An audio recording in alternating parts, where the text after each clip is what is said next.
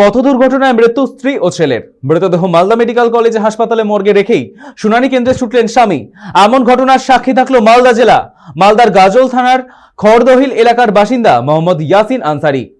পেশায় তিনি কালিয়াচকের সুজাপুর ৯ মৌজা হাই মাদ্রাসার শিক্ষক। কর্মসূত্রে সুজাপুরেই পরিবার নিয়ে থাকতেন ওই শিক্ষক। নামের বানান ভুল থাকায় শুনানিতে ডাক পড়েছিল ওই স্কুল শিক্ষক এবং তার স্ত্রীর।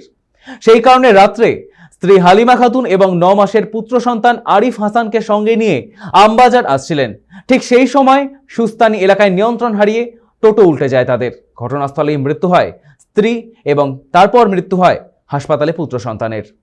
এই পরিস্থিতিতে দাঁড়িয়ে মা ও ছেলের দেহ আজ ময়না তদন্ত বিভাগে রেখেই শুনানি কেন্দ্রে ছুটতে হয় স্বামীকে। ঘটনাকে ঘিরে গোটা গ্রামে শুরু হয়েছে জোর শোরগোল।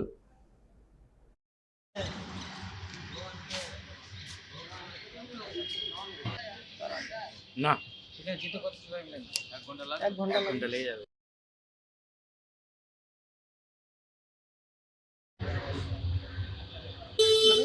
ওরা বাস ধরার জন্য সূর্যাপুর থেকে মালদা আসছিল, মানে মালদা বাস স্ট্যান্ড বাস ধরার জন্য। রাস্তায় যখন টোটোতে চড়ে আসে মালদা বাস স্ট্যান্ড, রাস্তার মধ্যে টোটো নিয়ন্ত্রণ হারিয়ে ফেলে এবং তো অ্যাক্সিডেন্ট হয়ে যায়। এবং টোটোতে চড়ে থাকা ওদের পুরো ফ্যামিলি মানে পড়ে যায়। পড়ে যাওয়ার পরে হালিমা খাতুন যে মারা গেছে তার অন দ্য স্পট ডেথ হয়ে যায় এবং ওর কোলে একটা বাচ্চা ছিল, ছোট বাচ্চা।